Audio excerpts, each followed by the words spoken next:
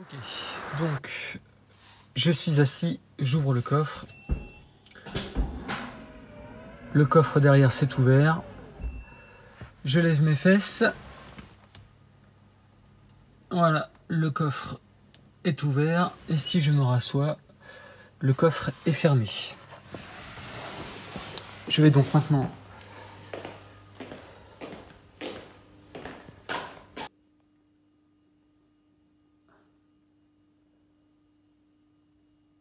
la commande et le logiciel.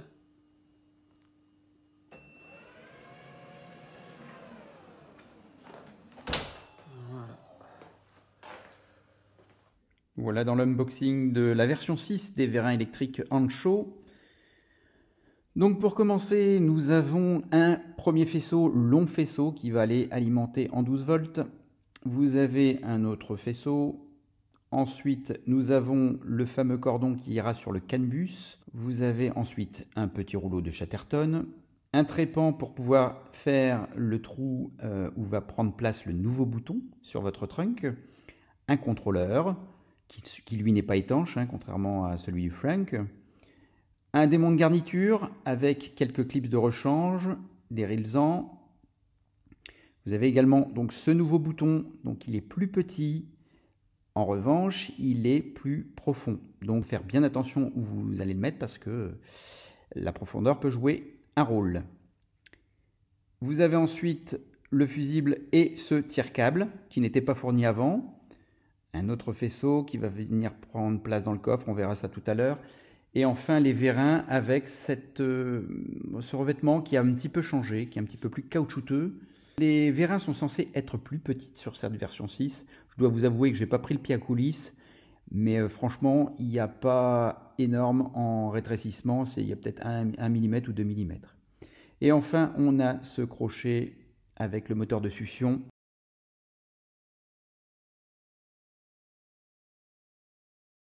On commence tout de suite par démonter la première garniture qu'il y a dans le trunk. Donc ça se tire simplement, ça se déclipse. N'ayez pas peur, ça s'enlève tout seul. Ensuite, on enlève les deux petits clips qui se situent à l'arrière. Pardon, je dis deux, il y en a quatre en fait. Hein. On peut en retirer que trois. Là, le premier, le deuxième, ici. Alors pourquoi on fait ça? C'est pour pouvoir écarter la jupe, la garniture, afin d'accéder aux orifices pour passer les câbles des vérins électriques. Donc celui-là, le quatrième, on va le laisser en place. Vous pouvez le retirer si vous voulez être plus à l'aise, mais moi je préférais le laisser.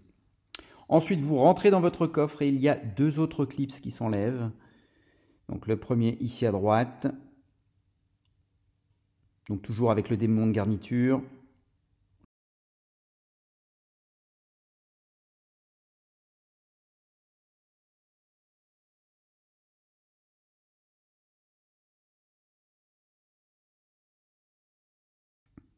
Donc une fois que c'est enlevé, vous tirez dessus. Voilà. C'est très facile. Une fois que c'est fait, on enlève à l'arrière droite du véhicule cette garniture. Vous tirez fort vers vous, juste vers vous, et ça se déclipse tout seul. Alors en règle générale, vous allez avoir ce petit bout de plastique blanc que vous voyez qui va être resté dessus. Donc moi j'ai pour habitude de le démonter, donc je vais chercher un petit démonte garniture en métal, mais vous pouvez prendre un autre, même un petit tournevis hein, pour appuyer sur un petit ergot, et hop, on le défait et on le remet tout de suite sur le support, comme ça on ne le perd pas. Il y a un sens, vous repérez de toute façon, les ergots rentrent dans des orifices, donc vous ne pouvez pas normalement vous tromper. Hein. Voilà, une fois que c'est fait, on met cette garniture de côté. Je vous conseille de tout retirer, hein, de retirer tout ce qu'il y a dans votre voiture, parce que sinon vous allez être un petit peu gêné. Alors ici j'éclaire pour que vous voyez mieux en vidéo. Donc cette garniture-là, le fil va passer entre le joint et la garniture. Donc celle-là, on ne va pas la démonter. Alors ici, je décolle simplement un adhésif imitation carbone qu'avait mis Romain sur sa voiture. Donc voilà, le fil va passer tout du long ici. Et il va traverser, vous voyez, ici. on le voit traverser, il doit traverser cette partie-là. Voilà. Donc il va venir de l'avant et il va faire traverser cette partie-là. Et ensuite,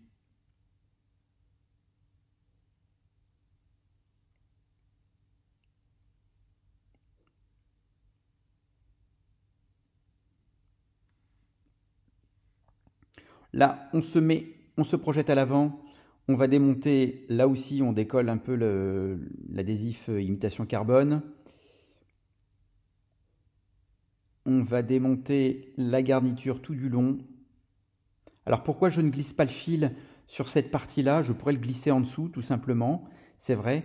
Mais j'ai peur que, en roulant avec les vibrations, le fil au fur et à mesure se glisse et puis soit apparent par la suite. Alors que là où on va le mettre, il n'aura aucune chance d'être apparent, même avec quelques vibrations que ce soit.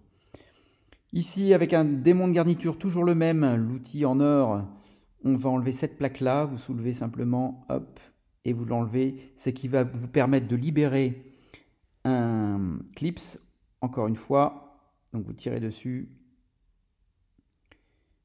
Maintenant, on peut enlever la garniture latérale. Là, on se retrouve sous les pieds du passager. Là, vous avez 4 clips à enlever. Donc, toujours de la même façon, vous enlevez le petit ergot, enfin, vous enlevez le petit clips et puis ensuite, vous repassez derrière et les clips tombent tout seuls. Il y en a un total de 4. Voilà le deuxième. Voilà le troisième. Alors là, vous voyez, il y a une partie qui est passée, mais c'est pas grave, ça se remet. Hein.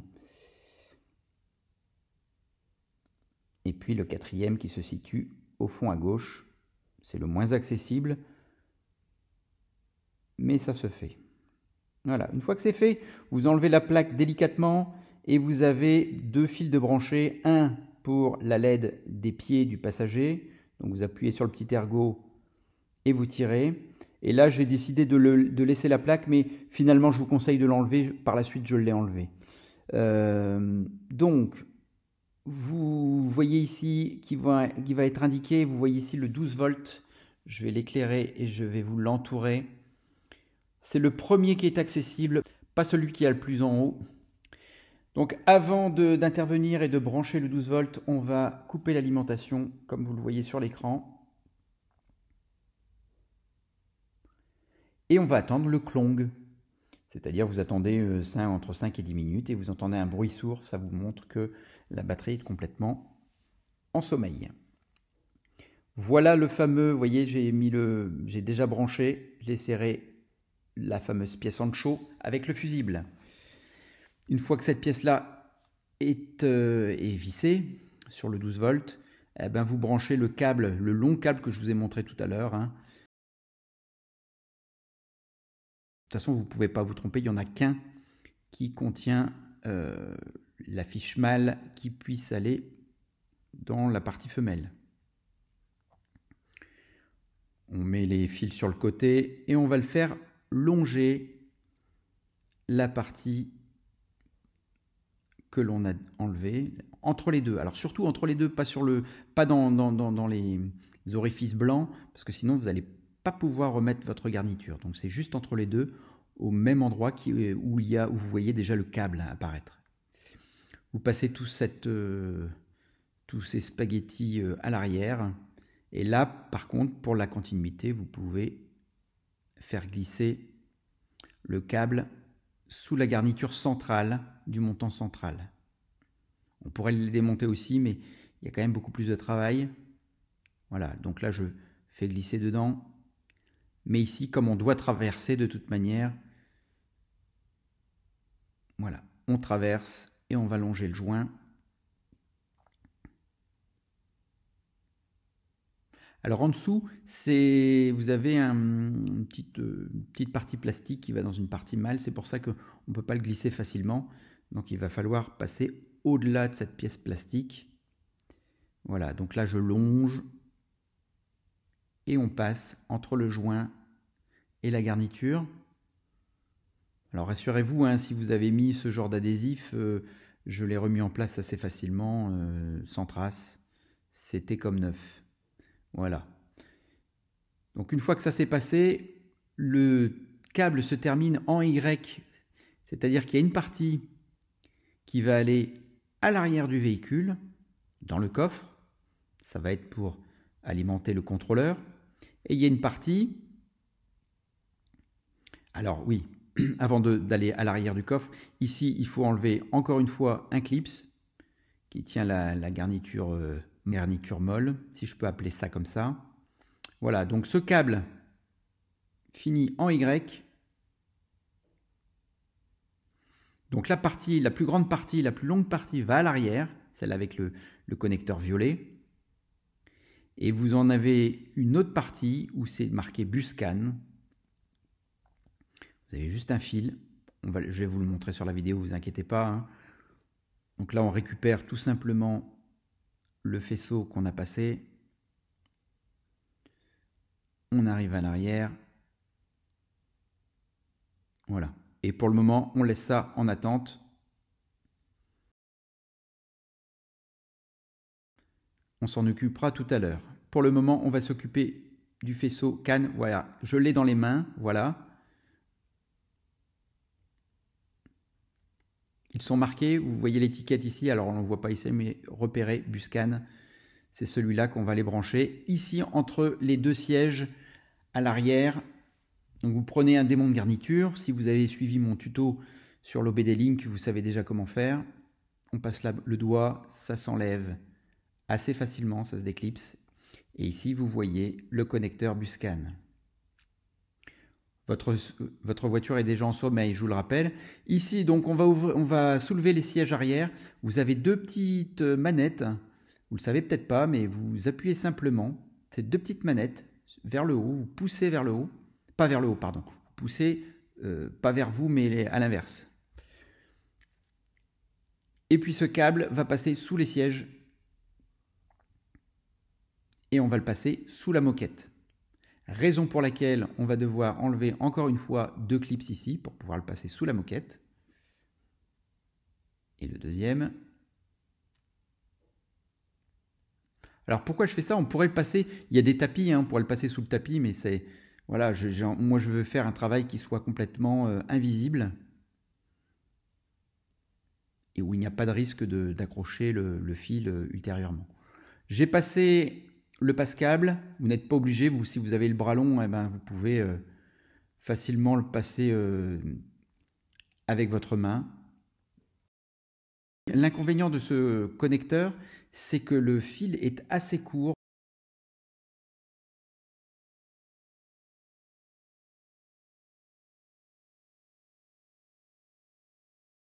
Mon tire-cale, quand je vais tirer dessus, il me restera plus beaucoup de jeu. Vous voyez, je suis presque déjà au bout du connecteur.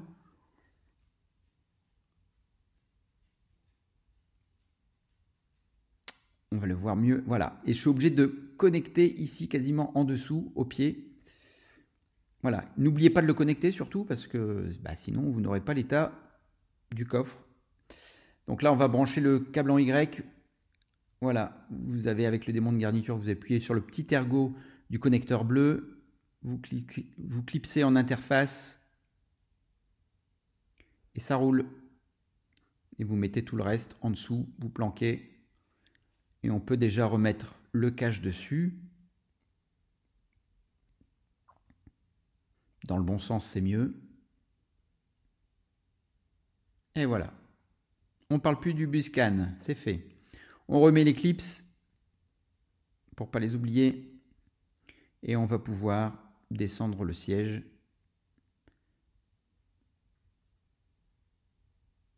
Oui, faites attention à la moquette, hein, qu'elle passe bien en dessous et pas au-dessus.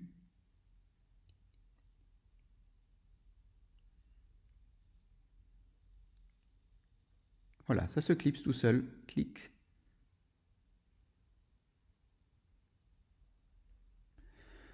Nous allons maintenant démonter un vérin, le premier vérin. Alors forcément, il faudra, quand vous le démontez, il faudra soit une deuxième personne pour tenir le coffre. Pourquoi je ne démonte qu'un vérin pour le moment? Pour que ce soit moins lourd pour la personne qui va tenir, ou sinon vous mettez, je sais pas moi, une cale, quelque chose, un balai, je démonte juste ce vérin pour avoir plus de facilité pour passer le faisceau. Donc là, mon espace est assez libéré. Je vais pouvoir démonter voilà, cette gaine en caoutchouc. Vous serrez de chaque côté et vous tirez. Ça s'enlève assez facilement. Maintenant, on démonte le panneau arrière. Donc vous glissez les mains. J'ai mis des gants parce que souvent je me fais mal. Il y a de la tôle, des fois c'est coupant. Donc glissez bien votre main pour éviter de forcer sur les clips. Vous glissez votre main dedans, vous voyez, et puis vous poussez. Et là, forcément, vous avez quelques clips qui restent sur la plaque, mais quelques clips qui restent sur le coffre. Donc ce qu'on va faire, c'est les défaire avec un outil spécial. Vous pouvez prendre une tenaille, c'est moins pratique, vous risquez plus de casse. Mais de toute manière, vous avez quand même des clips de remplacement qui vont vous permettre de sauver les meubles. Alors les plus durs, ce ne sont pas les verts, ce sont les blancs. Ils sont très très durs. Et là, j'ai quand même réussi à les récupérer sans dégâts.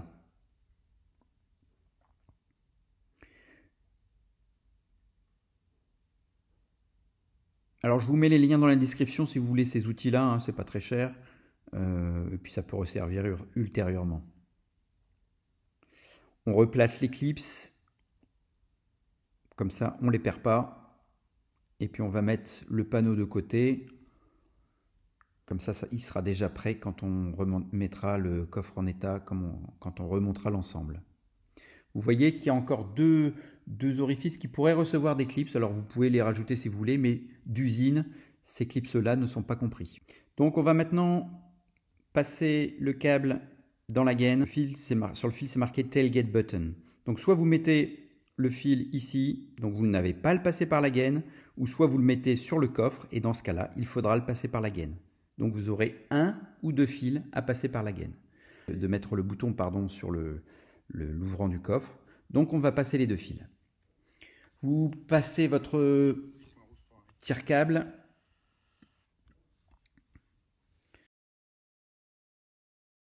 Vous le scotchez. Alors vous ne trompez pas de sens. C'est-à-dire que ça va de bas en haut.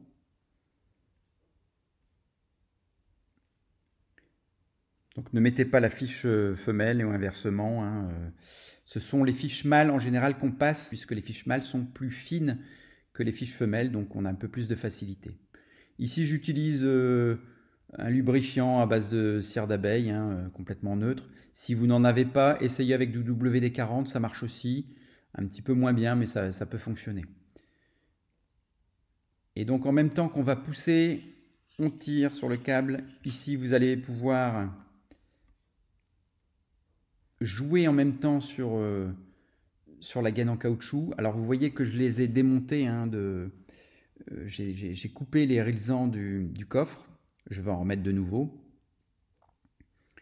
Voilà, donc vous travaillez comme vous le voyez ici pour laisser passer les connecteurs. Et ici, on voit que le connecteur arrive. On va arriver enfin. Le mieux c'est à deux, hein, quand il y en a un qui tire et un qui pousse et un qui manipule la gaine, c'est à deux. Bon là on était deux, mais il y a une personne qui était à la caméra. Voilà, donc là le faisceau est passé. On va pouvoir remettre la gaine en place. Et puis là on mettra des résans tout à l'heure, on le verra. Donc ces deux faisceaux. Ah oui, alors là, il faut remettre d'abord ça, avant de le clipser, hein, vous remettez d'abord le caoutchouc autour du plastique. Ça sera beaucoup plus facile ensuite pour la remettre en place. Donc vous mettez le caoutchouc autour du plastique et après ça se clipse tout simplement.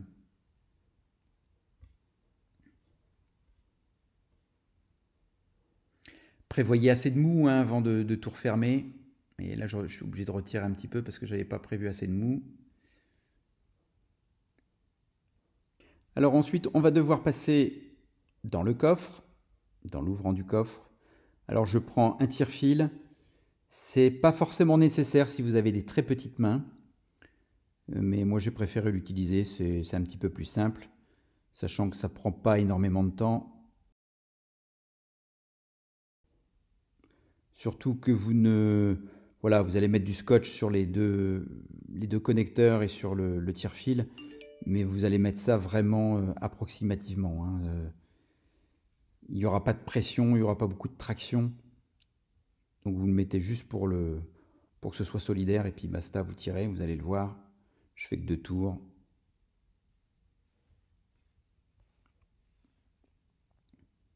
Voilà. Et voilà. Il n'y a pas du tout de frottement, donc ça arrive tout seul. Et là, on reclipse ce qu'on a enlevé tout à l'heure.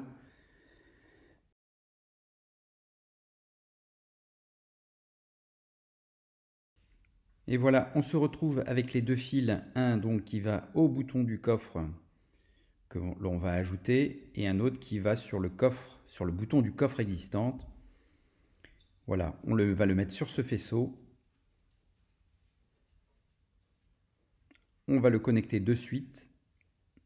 Vous ne pouvez pas vous tromper, hein, là j'ai hésité, mais vous ne pouvez pas vous tromper, il y a des détrompeurs partout et les connecteurs n'ont pas la même taille. Et celui-là, ça sera celui pour le bouton. Aucun problème, il y a assez de longueur.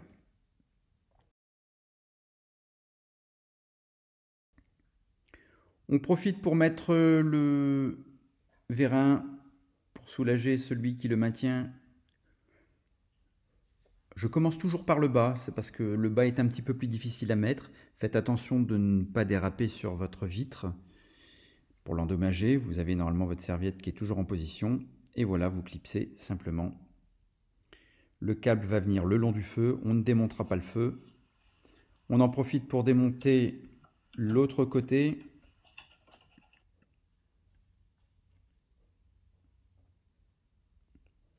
Voilà, on soulève la petite bague et on tire dessus, ça vient tout seul.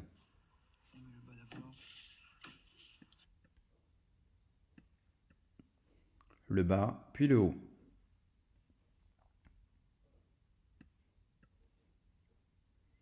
Et le fil qui vient le long.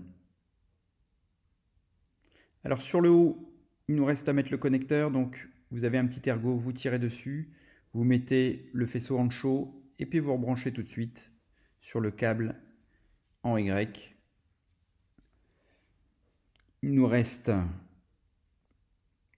le bouton existant du coffre. Ce qu'on a mis juste avant, c'est la serrure. Donc pour cela, vous tirez vers l'avant de la voiture. Vous tirez, il y a une petite ergot gris, vous tirez vers l'avant de la voiture. On ne voit pas bien. Et ensuite, vous tirez vers vous. Vous mettez cette fiche jaune et vous réenclenchez le connecteur du câble en chaud. Tout est en interfaçage, hein. Maintenant, on va défaire le caoutchouc ici le long avec une colle. Vous voyez qu'il y a une colle très gluante.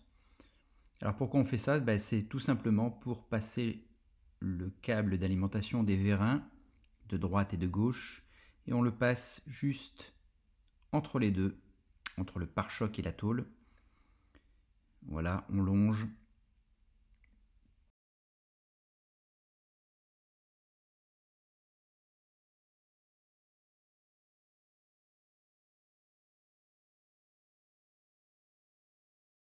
Vous voyez qu'ici j'ai passé un passe-câble depuis l'orifice intérieur ici de la Model 3.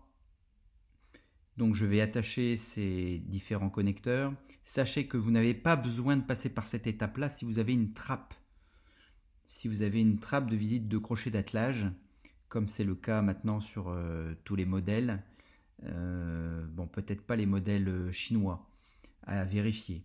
Mais donc là, vous écartez légèrement le pare-choc avec un gros tournevis juste pour laisser passer le connecteur. Une fois que le connecteur est passé, après ça passe tout seul. Donc je vous montre ici l'étape assez compliquée, je vais le dire, si vous n'avez pas de trappe. Mais sachez que vous avez de fortes chances de l'avoir. Donc cette étape-là, elle va être beaucoup plus facile si vous avez une trappe, étant donné que vous allez passer directement la main par la trappe, sous la voiture pour attraper le fil. Voilà, donc là j'ai réussi du côté droit. On va faire la même chose du côté gauche. Donc vous tirez sur l'ensemble de la longueur et puis l'excédent qui va rester, on va le glisser donc entre le pare-choc et la tôle. Vous allez le voir. Alors la matière de ces nouveaux câbles est un petit peu moins glissante, hein. Comme j'ai dit, elle était un peu plus caoutchouteuse, donc vous avez un petit peu plus de mal à tirer. Voilà, une fois que c'est fait, on a notre câble. Enfin, on a notre câble à droite. Donc on fait la même chose à gauche. Encore une fois, si vous avez du mal à le passer, vous prenez votre tournevis, vous faites un effet levier. Ni vu ni connu. Alors pourquoi je passe par le pare-choc plutôt que de passer par les feux? Certains passent par les feux. Tout simplement parce que par les feux, vous allez forcément traverser un orifice où il y aura un bord assez saillant. Et moi j'ai toujours la crainte que le câble, et surtout ce nouveau câble, s'endommage. Alors que là, vous voyez, avec ces petits joints plastiques caoutchouc, pardon, que l'on va percer à l'emporte-pièce, notre câble va passer dedans et n'aura aucun risque d'endommagement, étant donné qu'il va passer par ce petit joint caoutchouc. Alors vous allez me dire quel risque d'endommagement si je ne le bouge pas. Eh ben, on ne sait jamais, je ne sais pas, des vibrations, des choses comme ça. Si jamais votre câble est abîmé, eh ben, il y a des risques de court-circuit. Je préfère enlever tout risque de court-circuit, donc c'est pour ça que moi je préfère cette méthode-là. Donc là, les opercules, on les clipse, comme à l'origine, comme ils étaient d'origine. On va remettre délicatement et on va pousser très fort sur ce joint-là. Là, j'accélère parce que on pousse très fort sur le joint parce que c'est une des raisons pour lesquelles votre fermeture ne peut pas se faire. C'est ce joint-là qui est mal enfoncé. Donc si vous avez une erreur, si vous avez votre coffre qui ferme mal, il y a de fortes chances que ça provienne de là. Là, on va mettre le faisceau des petites lumières. Donc vous débranchez le faisceau original, vous mettez le câble en chaud à la place, c'est marqué light left, light right. Comme j'ai mis le contrôleur à droite, eh ben moi le connecteur marqué right, il faudra le mettre à left et inversement. Donc ce fil-là, il traverse le coffre à l'arrière, mais vous allez le voir, on le passe, on va le cacher par la garniture qui viendra sur le dessus. Il ne nous reste plus qu'à enlever le crochet d'origine pour mettre le nouveau crochet avec le moteur de succion. Alors vous voyez qu'ici je n'ai pas marqué au marqueur comme je le faisais dans mes premiers tutos parce qu'il n'y a plus besoin. Tout simplement parce que avec le soft close et l'évolution des moteurs, il n'y a plus besoin d'être hyper précis. Alors il faut être précis dans le sens droite-gauche, mais pas dans le sens haut-bas. Je m'explique. On va là placer le crochet le plus haut possible. De toute manière, le moteur de succion fait le travail ensuite. Donc vous tirez au maximum en haut et vous centrez simplement votre crochet. Voilà. Épreuve en est, c'est que notre premier essai a fonctionné quasiment du premier coup. On va le voir tout à l'heure. C'était juste une question de tampon. Bon, j'en dis pas plus, on va voir ça. Donc une fois que c'est fait, on va brancher sur le contrôleur l'alimentation des vérins. Donc les connecteurs bleus, ce sont les vérins, droite et gauche. Il n'y a pas de sens, hein. Vous pouvez mettre le droite à gauche et le gauche à droite. Le connecteur s'en fiche. Le contrôleur s'en fiche. Là, on branche le moteur de succion également.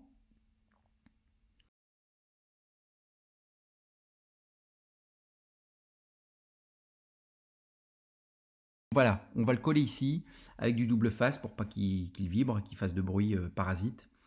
Et puis on le branche sur le contrôleur également. Là, c'est une fiche noire qui va dans la grise. Curieusement, ils ont mis des fiches noires alors que le contrôleur, la couleur est grise. Il nous reste à brancher la masse. Donc on a branché le 12 volts tout à l'heure, hein, tout au début. Là, on va brancher la masse. Donc sous le feu arrière, vous avez cette masse-là. Vous en avez un également à gauche. Moi, je vais au plus près du contrôleur. Donc je mets la masse ici. Je resserre.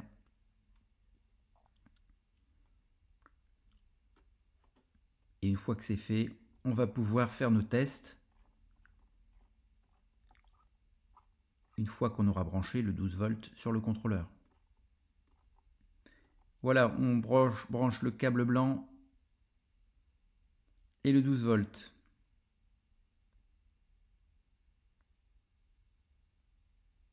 Premier essai. On fait l'essai. Okay. Ça baisse correctement. Hop. Et ça se referme. Magnifique. Alors, une fois que vous avez fait ça, vous avez réussi, mais il manque le bouton. Donc on perce avec le trépan la garniture. Faites bien attention où vous le percez. Hein.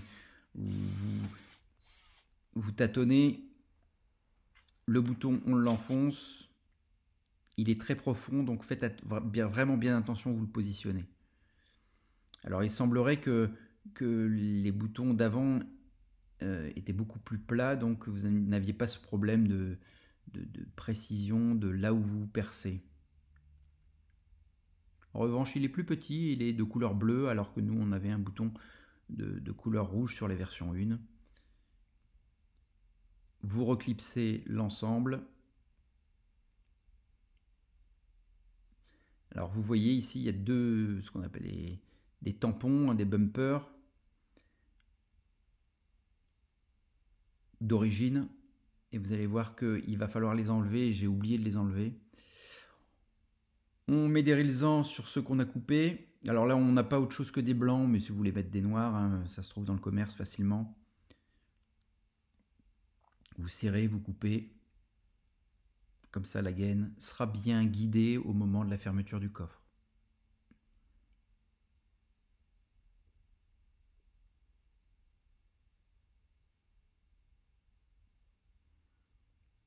On replace la garniture arrière droite. Ah oui, j'ai oublié de mettre le petit clips en place. Voilà. Et là, je replace donc cette garniture-là. Ne faites-le pas à l'aveugle, hein. Vous regardez, il y a des fois, vous regardez par une petite fente et puis vous regardez où s'engage la partie mâle. Voilà, là, on remet sous le coffre, on clipse d'abord. Ça tient pas très bien, mais on clipse afin de mettre le petit clips qui va venir tenir la partie souple et la partie rigide de cette garniture. Donc vous devez passer 2 trous, 2 orifices. Et une fois que ça s'est mis, là on va pouvoir clipser définitivement l'ensemble. Vous voyez, je soulève, le joint doit venir au-dessus de cette garniture là.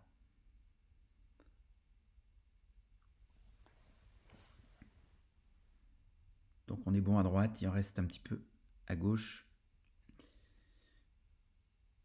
On va fixer tous les fils par des résans. Faire ça un peu plus propre. Et on va tout mettre sur le côté avec le contrôleur. Alors le contrôleur, il est livré avec du double face aussi. Vous pouvez le coller, mais il y a beaucoup d'arrondis sur la modèle 3, donc difficile de le coller ici. La garniture du bas, c'est pareil. On la met, mais il y a un caoutchouc qui est difficile à remettre. Enfin difficile, qui est long à remettre. C'est pas difficile, mais c'est long. C'est pour ça que je vous le mets en accéléré. Et c'est à partir de ce moment-là, quand il sera mis au-dessus, que vous pouvez clipser l'ensemble. On va remettre donc la plaque au pied du passager. On rebranche l'éclairage LED et on rebranche le haut-parleur. Si vous avez un code erreur sur votre écran, faites juste un reboot et le message d'erreur devrait disparaître. Pour le réglage de la vitesse, on appuie et on reste appuyé. Un bip, 2 bips, 3 bips c'est le maximum. On revient à un bip, 2 bips, 3 bits. Avant c'était une vitesse de 5, maintenant c'est une vitesse maxi de... Avant c'était une vitesse maxi de 6, maintenant c'est une vitesse sur 3. Alors vous voyez ici que le coffre ne ferme pas bien. C'est une nouveauté de la version 6, c'est que il tente 2 fois plus une 3e fois. Et s'il n'y parvient pas, eh ben, il reste ouvert. Mais là, il a réussi à le fermer. Mais vous voyez, là, je défais, j'ai oublié d'enlever ce que j'appelle les bumpers. Et vous mettez à la place des opercules en caoutchouc qui sont fournis. Vous remplacez les 2 orifices. Voilà, c'est fermé. Et à partir de là, on va pouvoir fermer facilement la voiture.